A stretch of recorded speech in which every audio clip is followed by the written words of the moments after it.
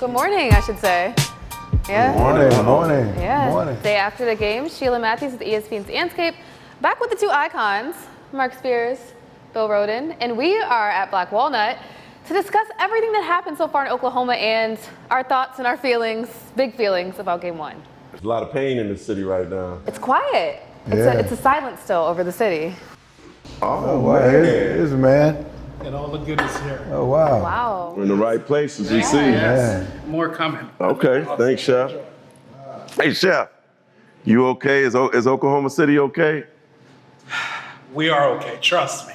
When I said we're okay, we're okay. Or you just, tell me the truth now, it's okay. It's a safe space. I'm telling you, we're okay. All right.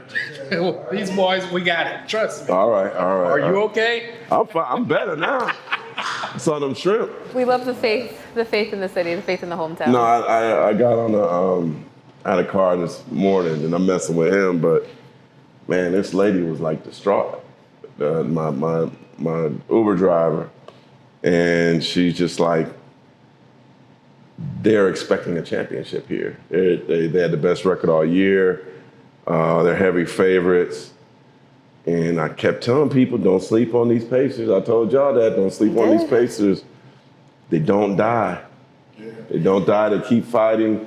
And what I realized last night in doing some back research, like 6 of the biggest 30 comebacks in Pacers history have happened this season.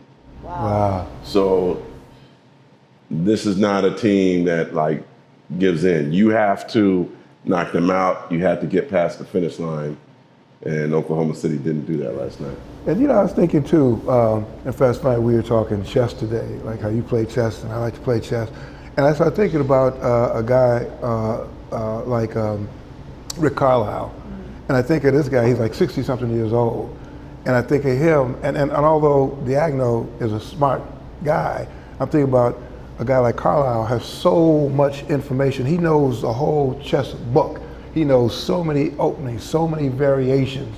And sometimes You you're didn't playing call a something. timeout at the end of the game. Yeah, just little things like little, and he kept Shea on the bench too long, a little too long. So I'm thinking sometimes you go into a match, with a master, and you get to a point where he may know a variation that you don't know, but you've been. So I think that you got a guy like Carlisle who just knows so much basketball, and this is Daniel's first time in the rodeo. So you don't know now Sunday they can win by 100 points. Yeah. And then what are we saying then? Yeah. But I think they're really nuanced. But you know what? They got one. They got one here. Right. Halliburton told me after the game, we're playing with house money. Mike Epps, super fan Mike Epps, Yeah. Pacers fan, playing with house money. That tells me they ain't playing with pressure. Yeah. And they're angry because they feel like we don't respect them. You saw Siakam after the game, what he said to Halliburton. What do you say? He said, this wasn't even our best. We could have played better. We were just chilling out there. And that's what he Yeah. said immediately after leaving the court. So if that wasn't their best, and that's what we got, we'll see. But I mean, Shea also came out with a smile on, which surprised me. I was expecting more No, somber. that's him though. Yeah, right. He has this confidence about himself. He's one of them dudes like enjoys a good punch. Yeah. Right. He felt the same way against Denver. I heard behind the scenes he said, we're going to win this series. I'm sure he was saying the same thing last night. And ultimately, I still see them as the favorites. Yeah. But boy, there is going to be no more pressure higher than what they're going to face on Sunday in Game 2. Like they have to win. Yeah. No, absolutely. And I don't know, man. I mean, I feel, I see what you're saying about them. Oh, we're going to win this series, but man, they better not lose Sunday. I'm going to tell you what, my first job was in Oklahoma. Oh, wow. And I was in Tulsa. I lived in Tulsa, I'm not going to say the years. But my first 2 years were there, and I didn't know about Black Wall Street. I didn't know about what happened. And until I moved there, it's crushing to find out about the massacre in Tulsa, how it affected people then and to this day. Yeah. And But from working at the Tulsa World, and I actually covered University of Arkansas for them. I used to get up to Oklahoma City a lot. I think I covered wrestling. This was early in my career there, you know, like there's some Oklahoma State stuff, some OU stuff. And these are some rabid sports fans here. Like Oklahoma football is ahead of the Thunder, but I think Thunder are like second. Yeah. You know. Yeah, you know what? So I'm working on this column about just like fans and how, you know, if you're a place like you mentioned, getting in a car and the driver being crushed, and that's the thing about being in a so-called medium market, in that there's so much of an intimacy, you know, between the fans and the team. They take it so personally, but.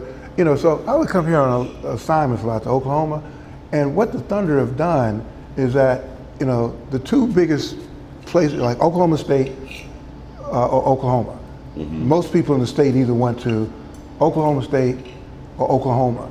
And before the Thunder came, or you're black, there was a sort Langston. Langston. But, you know, for the most part, you know, the two PWIs. But when the Thunder came, that sort of almost became like a meeting, a happy medium, where people could come and be Thunder fans, and they could put the Oklahoma State stuff for a while, and they could put the OU stuff down. You know, so the Thunder became a nice little medium salve.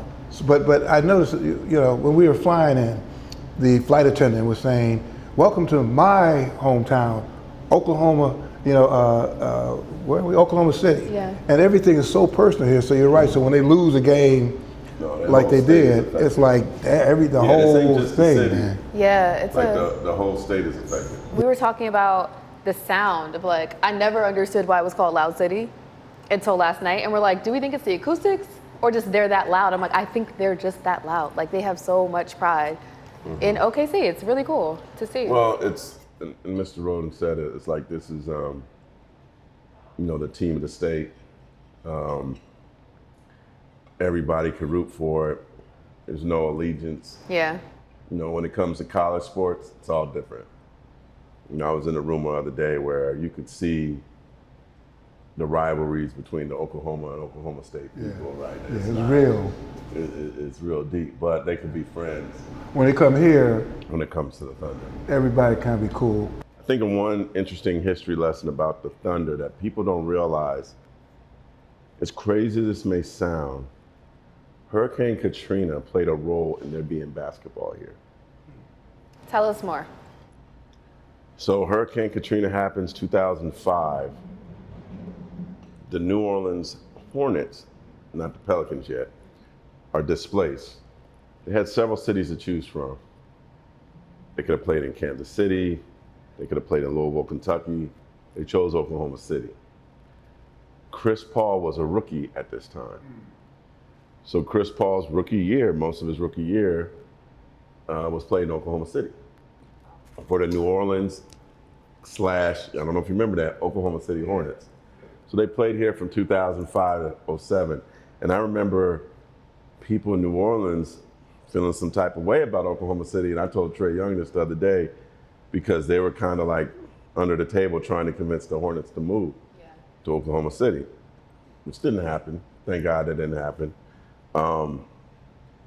But those 2 years playing in the same venue convinced the NBA that this was a place that could support NBA basketball. So from 2005, 2007, the Hornets being here, sold out crowds, wild crowds like you talked about, that gave the NBA, like in the back of their mind, David Stern, the commissioner then, okay, this is a place that could, you know, host a team. So then when new ownership comes in Seattle Supersonics, the owners from here, Clay Bennett, in 2008, he moves the franchise to Oklahoma City. But I truly believe that if the Hornets didn't spend time here, he wouldn't have been able to sell the NBA on Oklahoma City being a market.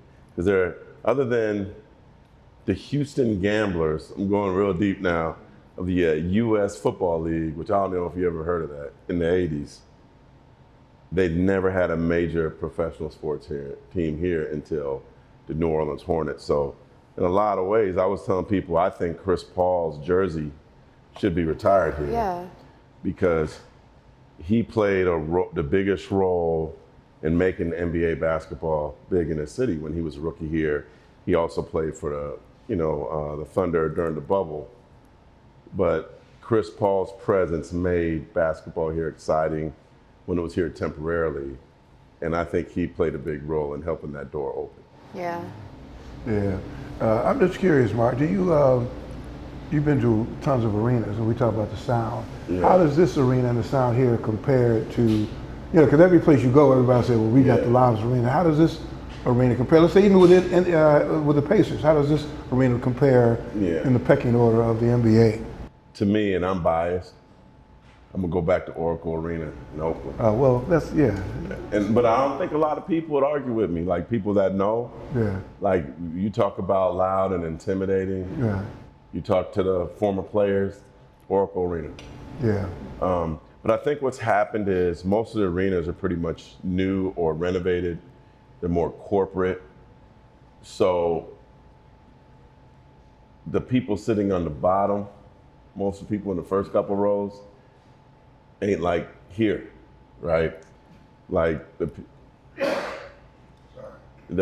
people here are still like, for the most part, like true Thunder fans. They put on the t-shirts. Yeah.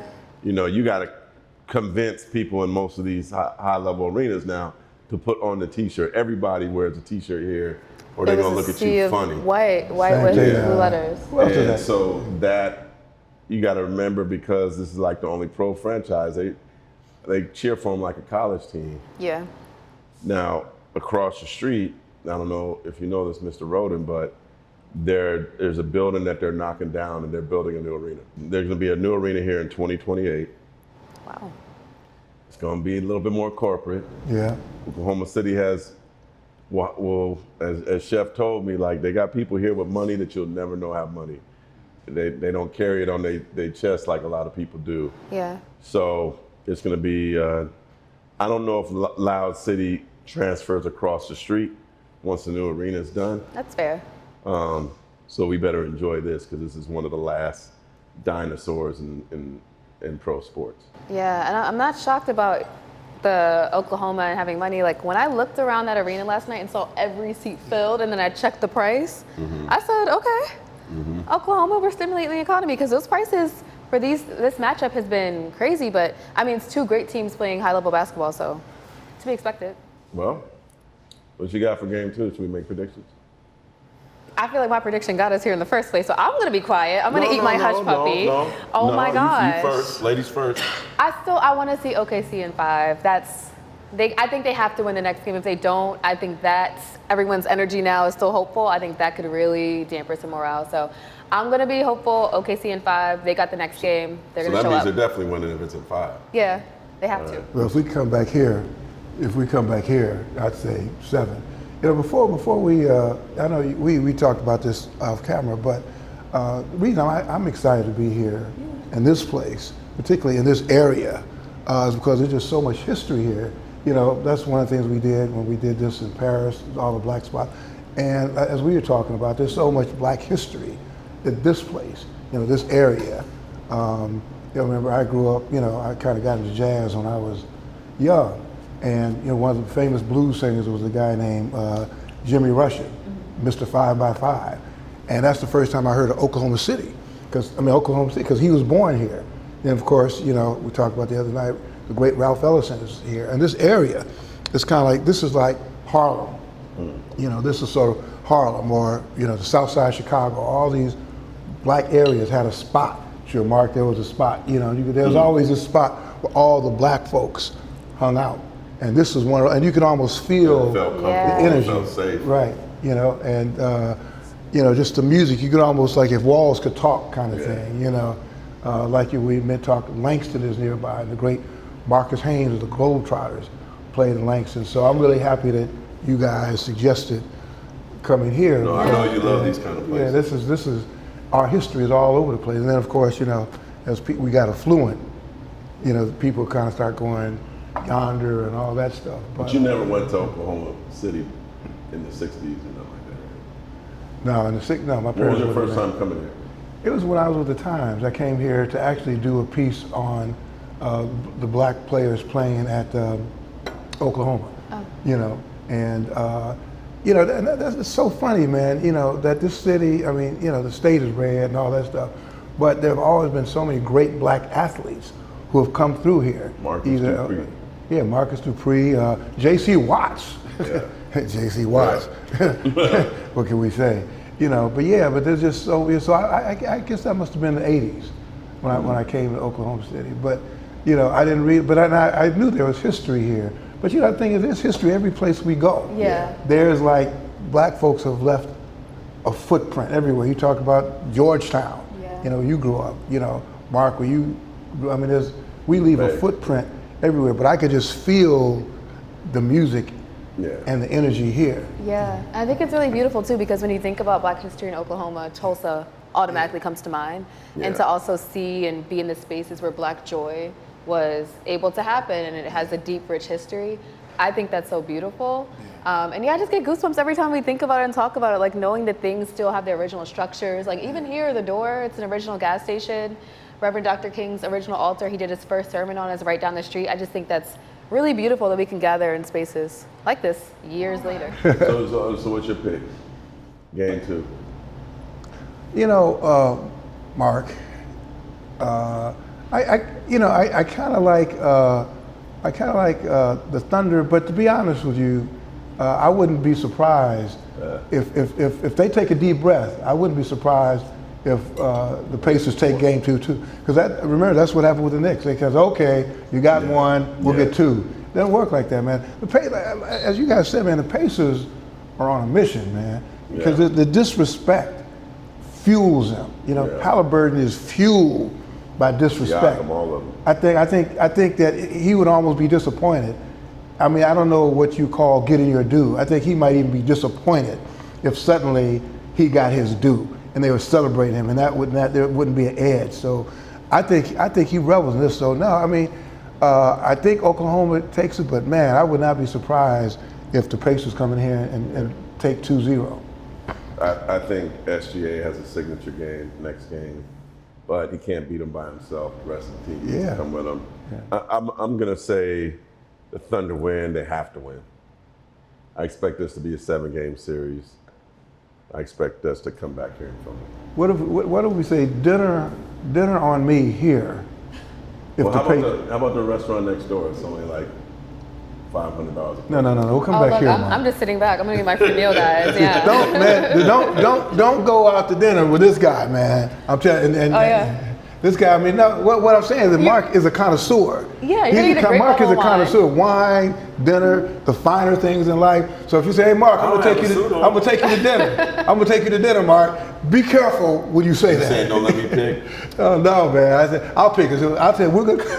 it'll be dinner here, or country kitchen, and then. I just wait for the invitations. Every time we've gone to dinner, I've left with like, wow, this is great. I'll put it on the list for like 10 years from now for me to take my paycheck back to.